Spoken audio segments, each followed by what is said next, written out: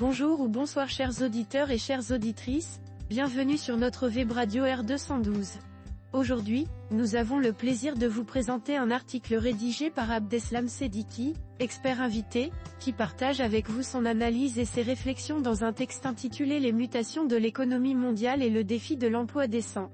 Le voici en podcast, spécialement pour vous. Abdeslam Seddiqi commence son intervention en posant le contexte global de la manière suivante.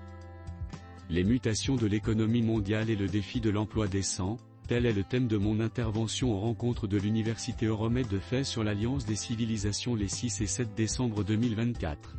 En effet, le travail et l'emploi ont été de tout temps déterminés par les structures politiques et économiques dominantes.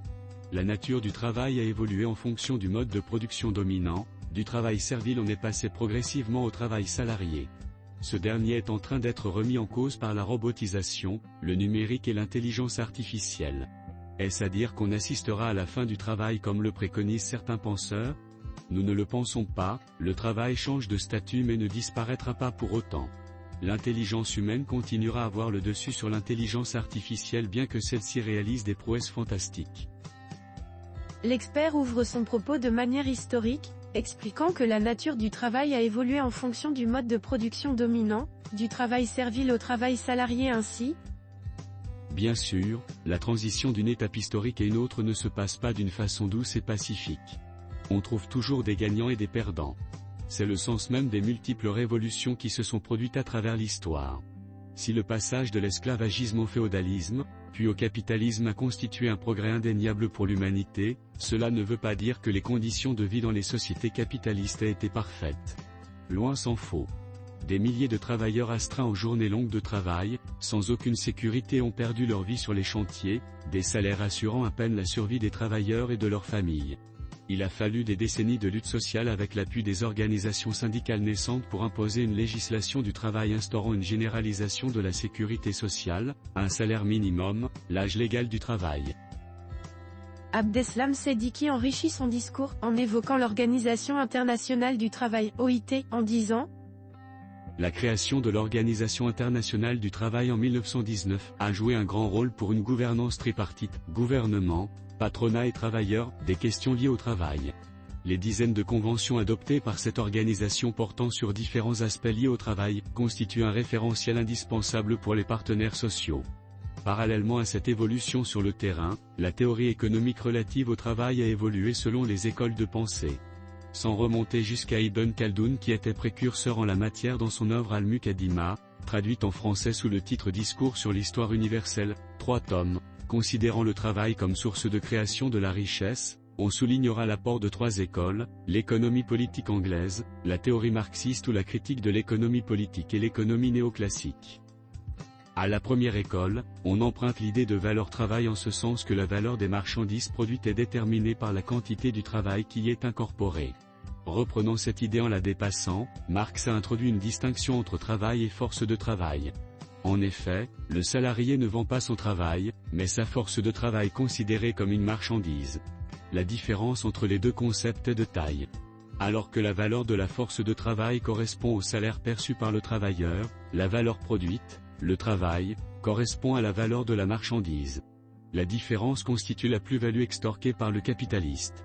Ce qui explique l'exploitation du travail par le capital. Ce faisant, la théorie marxiste offre ainsi une arme redoutable au mouvement ouvrier pour exiger de meilleures conditions de travail et jette les jalons de ce qui deviendra par la suite le travail décent tel qu'il est reconnu par les conventions de l'OIT. Il poursuit en analysant les critiques adressées à la pensée néoclassique ainsi. Pour contrecarrer cette théorie, on assista à la fin du XXe, début XXe siècle, à l'apparition d'un courant de pensée dénommé néoclassique. Ce courant a eu recours à un appareil mathématique sophistiqué pour donner à l'économie un semblant de scientificité et d'exactitude à l'instar des sciences pures comme les mathématiques ou la physique, élabore une fonction de production dont les variables sont le travail et le capital. Chaque facteur est rémunéré selon sa productivité marginale.